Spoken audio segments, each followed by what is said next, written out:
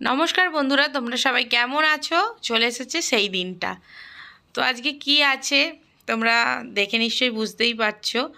তো চলো, অনেক দিন পর ভিডিও নিয়ে এলাম। হ্যাঁ, আমি যা যে ভগবানের নাম নিয়ে পুজো শুরু করি ভিডিও, ওনারই আজকে পূজার দিন। তো লেগে পড়েছি সকাল থেকে, অনেক সকালেই উঠেছিলাম। ভোর ভোর উঠে সব ঠাকুরের বাসন বার করে ধুয়ে মেজে রেখে দিয়েছি। এখানে সব সবজি টবজি আনা হয়ে গেছে, আর আমি পায়েসটাও বসিয়ে দিয়েছি সকাল সকাল। তো আমি চালের মধ্যে ঘি ঘি মাখিয়ে রেখে দিয়েছি, আর তারপরে দুধটা ভালো করে ফুটে গেলে চালটা তুলে দিয়ে পায়েসটা বসিয়ে দিলাম। প্রথমেই আমি প্রত্যেক বছর পুজোর দিনে পায়েসটাই বসাই, কেননা পায়েসটা হয়ে গেলে, কিছুটা রান্না হয়ে গেলে আমি ভোগটা দিয়ে বাবার কাছে নিবেদন করতে পারি তাড়াতাড়ি, কেননা আমার 11:30টার মধ্যে সব কিছু ভোগ হয়ে ওঠে না। সেই কারণেই তো বলতে বলতে পায়েসটা হয়েও গেল। আর আগে যে আমটা দেখালাম, ওটা আমাদের গাছের আম, মাত্র ছোট গাছেই মাত্র 2টো আম হয়েছিল। তো আজকে পূজার দিনেই সেই আমটা পাড়া হয়েছে, ভগবানের কাছে দিতে পারবো। খুবই ভালো হলো, প্রথম গাছের আম। তো আমি এখানে মালপোয়াগুলো ভেজে নিচ্ছিলাম, আর তার মধ্যেই ওখানে পাপানের পাপা সব সবজিগুলো কেটে দিচ্ছিল তাড়াতাড়ি করে, যেহেতু 11টা 12টার মধ্যেই আমাকে সব ভোগ রান্না করতে হবে। অনেক কিছুই করি তো, কম কম করলেও এতগুলো ভোগ করতে সময়ই লেগে যায়। তো এখানে আমি ময়দাটা মালপোয়াটা ভাজতে ভাজতেই মেখে নিয়েছিলাম বলে ও সবজিটা কেটে নিয়ে আমাকে বেলে দিচ্ছিল, আর আমি লুচিগুলো ভেজে নিচ্ছিলাম। তো এক এক করে সব কিছুই হচ্ছে আস্তে আস্তে। তো দুজনে মিলেই আমরা ভোগ টোগ করি। তো দেখো বন্ধুরা, আজকে সারাদিন আমি কিভাবে কি করি সেটাই তোমাদের সাথে শেয়ার করব। তো মিলি মণ্ডল ব্লগ চ্যানেলের সবাইকে স্বাগত জানাই। বাবা লোকনাথকে প্রণাম জানিয়ে আজকের ভিডিওটা তোমাদের জন্য।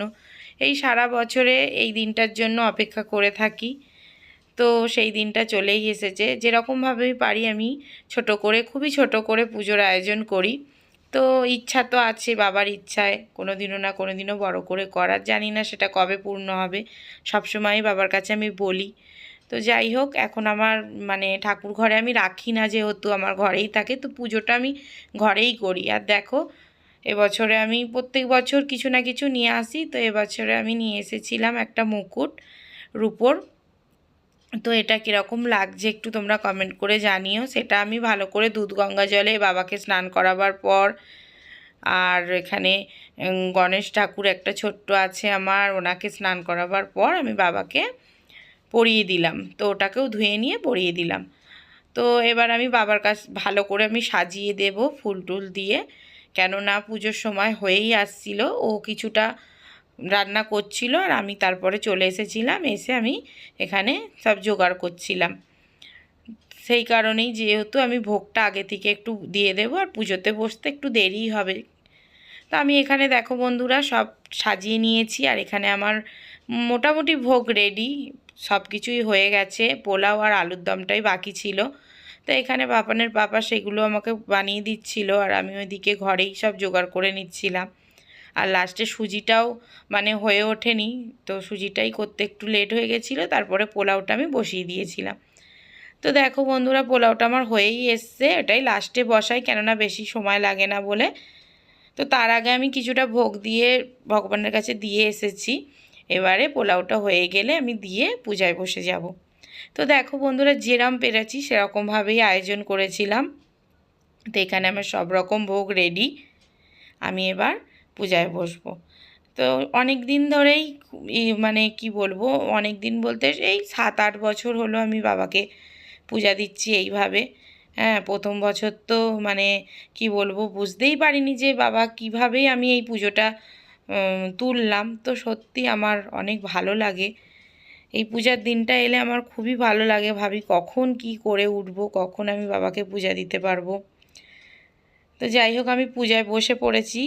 এখন আমি পূজা করে নিচ্ছি। তো আমি কোনো পুরোহিত ডেকে পূজা করি না এখনও পর্যন্ত, পরে ইচ্ছা আছে বড় করে করার।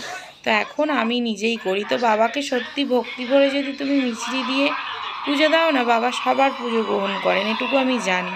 সেই কারণে আমরা দুজনে মিলেই জোগাড় করে পূজাটা করি। তা পূজা টুজা আমার হয়ে যাওয়ার পর পাপানকে ওর পাপা প্রসাদ খাইয়ে দিচ্ছিল কিছুটা, আর ওকেও দিয়ে দিয়েছিলাম। আর তারপরে আমি সবাইকে সব প্রসাদ তুলে তুলে আমি বড় ছেলেকে দিয়ে বললাম যা এবার প্রসাদগুলো দিয়ে আয়। তখনও আমি প্রসাদ খাইনি, আগে সবাইকে দিয়ে তারপর আমি প্রসাদ খেয়েছিলাম। তো ভিডিওটা এখানেই শেষ করছি। সারাদিনটা আমার এইভাবেই কেটেছিল বন্ধুরা। তো ভিডিওটা যদি তোমাদের ভালো লেগে থাকে অবশ্যই একটা লাইক করো আর কমেন্ট করে বলো যে কীরকম কী লাগলো তোমাদের। তো চলো, দেখা হচ্ছে নতুন একটা ভিডিওয়ে। আজকের মতো টাটা। প্রত্যেক বছর যেন আমি এইভাবেই পুজোটা আরও বড়